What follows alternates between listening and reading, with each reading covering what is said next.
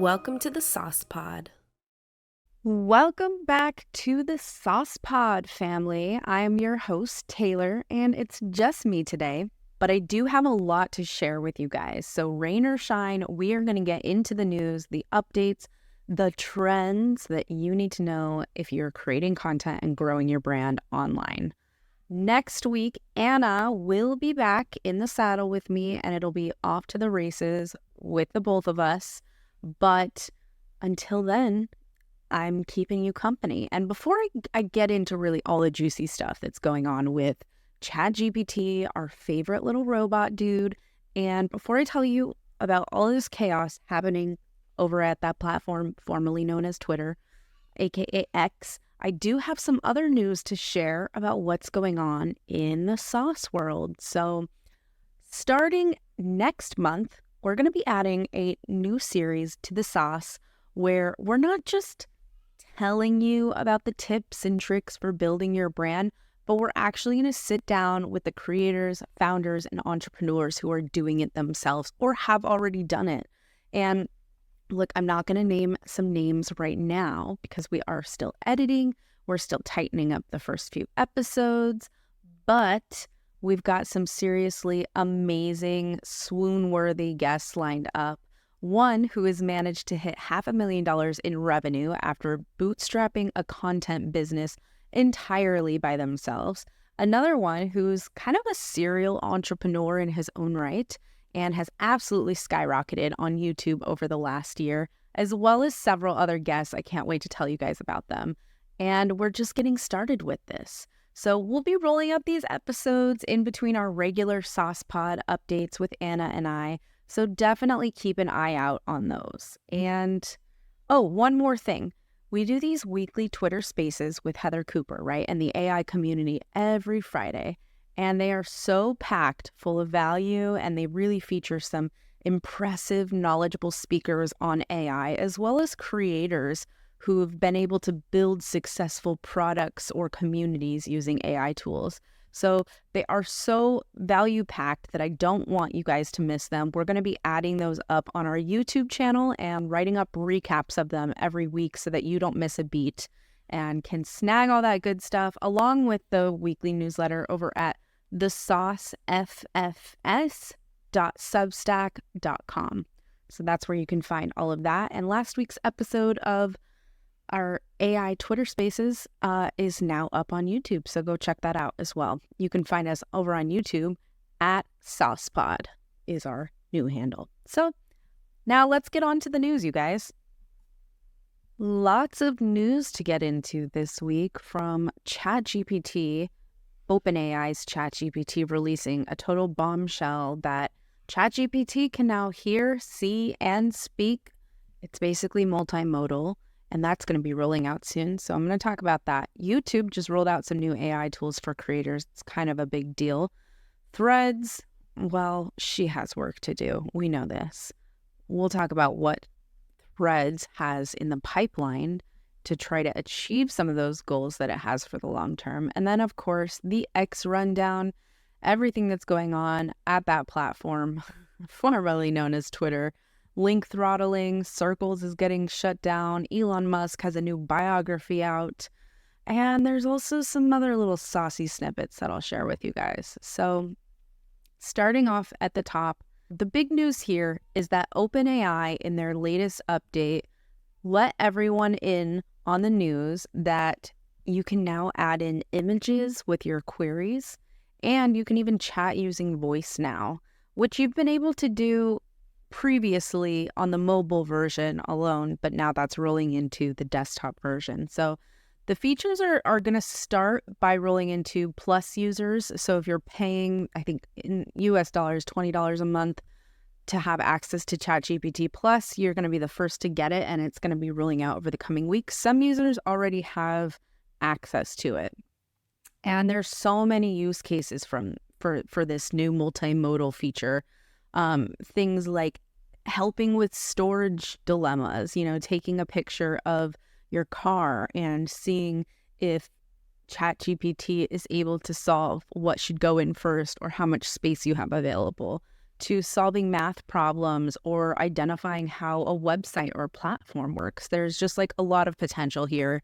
And people are already starting to do some really cool stuff with it that I'm seeing over on X. Some users have tweeted, wireframes for a website that then it's been able to take that image and literally interpret it and build all of the foundational code to develop that website. It's pretty crazy. It's also another big step that OpenAI has announced is that it's going to be able to generate images thanks to DALL-E 3. If you guys remember, DALL-E was one of the big ones early on in the generative AI image category, and it's kind of fallen a little bit by the wayside. While Midjourney has stepped in, we have Adobe Firefly that's stepped in, Stable Diffusion, all these other big ones as well that have sort of consumed a lot of the market share for generative imagery. But DALL-E 3, which is the latest version of the image generation model, is hitting ChatGPT come October. And apparently, from what I've seen, it can blow Midjourney out of the water. I mean, Midjourney being sort of the de facto leader right now in the space is definitely going to have some competition with this. It has a lot of power. Obviously, OpenAI's safety nets are going to be tested big time with this. But I think the big takeaway here is that this is creating a future where AI isn't just smart and we don't just use it as a tool, but it's actually really in tune with the world around us and can synthesize more complex modes of media than ever before. And I think by bringing DALL-E 3 into the fold directly into ChatGPT, it's going to introduce a whole new wave of people who are experiencing text-to-image generation for the first time. And it's going to be another surge, if you will, especially when it comes to art. I also saw that DALL-E 3 was pretty good at generating text, which is something that we know Midjourney has struggled with, as well as several of the other big image models have struggled with. So DALL-E 3 generating text, memes, things like that, as well as not having to put a direct prompt in, but rather describe what you're trying to create. I think that there's going to be a lot of power in that. So I'm really excited for it. I can't wait until it hits my account. You guys know that we're going to be talking about that a lot, probably a whole dedicated episode about it. But that's what's going on over with ChatGPT, OpenAI, and DALL-E. On to the YouTube news. YouTube is rolling out a whole slew of new AI tools for creators. It hosted a big Made On event last week for creators where YouTube unveiled basically all these new tools that are going to make creating content easier and more efficient than ever. So some of these features include things like Dream Screen, which if you're familiar with TikTok and the green screen effect that you can use and it's really popular on TikTok, you can now do that over on YouTube. It's an AI generated background that you can use for shorts. There's also YouTube Create, which is a free video editing tool. It has features like audio cleanup, auto captions, direct publishing. It's also a mobile app, so easy to kind of play with and edit stuff on the go. That's called YouTube Create. And then there's AI Ideas Generator, which is a topic-based content suggestion and downloadable content outline tool. So you can kind of build up things like captions or descriptions for your videos, titles for your videos, as well as like content strategy ideas. Automatic dubbing tool is another feature that they've added onto this list, which basically lets you automatically expand your content into multiple languages. At our Friday Twitter space with Heather last week, one of our recurring panelists, Dave Iota, he was there and talked a lot about how this is going to be a game changer. This is how Mr. Beast grew on YouTube. The automatic dubbing to expand into different languages is going to be huge. And then over on the creator music side of YouTube, there's now assistive search, which basically gives you enhanced audio backing search. Speaking of AI, everything is cracking down on AI. Google right now is giving a little wrist slap for AI political ads. Of course, this is ahead of the US presidential election. Google's tightening up the reins on any AI content having to do with political ads. So AI generated visuals or AI generated sounds must clearly flag them. This includes, of course, ads on YouTube, as well as Google owns YouTube. And with AI kind of already sneaking into political campaigns, these sort of crackdowns really align with the broader efforts overall that we're seeing in the industry to regulate AI-driven content in politics especially, but overall. And in an effort, of course, to kind of keep the ecosystem transparent, if such a thing even exists. So that's happening. All right, let's pivot and talk about some of the things happening on the social side. So if you're a creator growing on social, creating content on social, here's some stuff that you might want to know.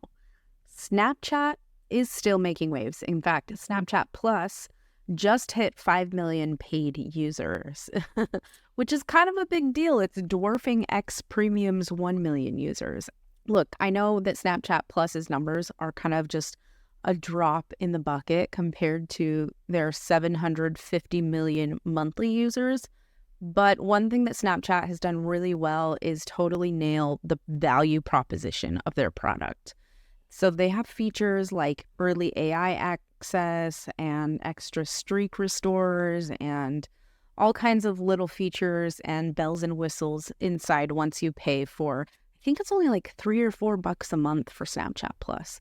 So they are getting the gold standard with their subscription model, and they're raking in around $20 million monthly recurring revenue in the process. So definitely some lessons to take there.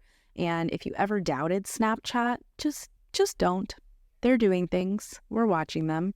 Snapchat has really stood the test of time, I do gotta say. Threads, on the other hand, good old Meta Threads, is back to the drawing board. Meta, of course, launched Threads back in July as a potential competitor to Twitter, now known as X. And it's kind of been dwindling by the wayside, honestly. And apparently there are still user groups that are very actively engaging, according to Instagram. And even Instagram's chief, Adam Mosseri, has admitted that there's a lot of room for improvement still with the app. The daily engagement has dropped to 6 minutes from, I think it was 21-minute peak a few months ago, was the highest. They were seeing 21 minutes per day spent on the app. Now it's just down to 6. So as a result, to kind of, course correct and get back on track with things, Threads is doing some stuff like beefing up its marketing and positioning, refining some features, hinting at potentially giving users, an edit button, which we've seen successfully work on X. So if you are over there kind of eyeing the door on X, you're still not sure, Threads could be something that has some skin in the game later on. And we're definitely going to keep a pulse on it and come back to it later. But just know that it's there. It's not dead yet. But speaking of things that will never die, one of my favorite spaces on the internet, and I think probably most people would agree, Clean Talk, the viral hashtag that lives over on TikTok. Hashtag Clean Talk is just this perfect representation of a trend or a niche of content that pretty much has infinite shelf life, right? The allure of watching somebody clean a toilet is actually surprisingly strong. And there is scientific facts to back this up, you guys. It's linked in last week's newsletter, so check it out. TikTok's Clean Talk hashtag has amassed 84 billion views. It's the platform's top viewed hashtag. In fact, Unilever, the parent company behind some of the brands that many of us know and love, like Dove, Tresemme, Lipton, I think is one of them, Ben and Jerry's, Axe. Okay. Suffice it to say that Unilever is kind of a big deal. So Unilever is actually putting together a campaign to sponsor 100 cleanfluencers to showcase products, which is kind of definitely a shift of Gen Z's mindset. It's a reflection of this shift where, staying home and cleaning is kind of the new going out, not gonna lie. And for creators, this is this huge rise, again, just sort of showcases. It's evidence that even the most unexpected content niches can offer some enduring appeal, a really long shelf life, Who would have thought that watching somebody scrub down a kitchen is content that's monetizable, easy to produce, and the people just love it? Let's talk about X, you guys. The changes, of course, are always coming from the platform known as Twitter, now known as X. Here's everything that you need to know that's been going down in the last couple weeks.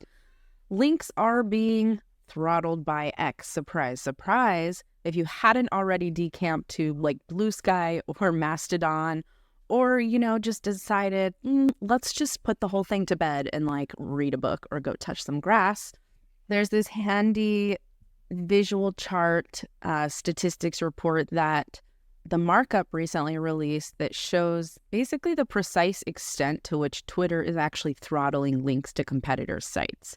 No surprise here, Substack, Facebook, Instagram, and Blue Sky lead the way. They take the longest times to load. And these links, of course, are also being deprioritized in the algorithm, which is why oftentimes if you see creators who are posting on X, they will not include their Substack links or their Facebook, Instagram, Blue Sky links. Instead, we'll put those either buried up in a bio page somewhere or in the second replies. You can even test it yourself. If somebody has a Substack link, there's likely very little engagement or views on that link. And then if you go to try to open the link from from X, you'll notice that it takes the longest time to load. So I think in this graphic that they've included, which is over in our newsletter, you can check it out there. It essentially gauges how many milliseconds X takes to load Substack, Facebook, Instagram, Blue Sky. There's a bunch of other ones in here as well, but check it out.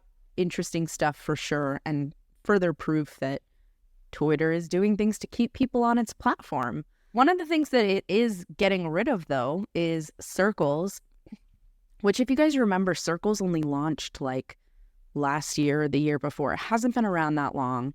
And it's been a feature that's been promised to help people build and maintain communities on Twitter, so you could tweet only to a circle. You can think of it kind of like a close friends list, like over on Instagram, where you can determine who's in your list and then only send out content, only send posts or tweets to people in that list. So circles function in the same way.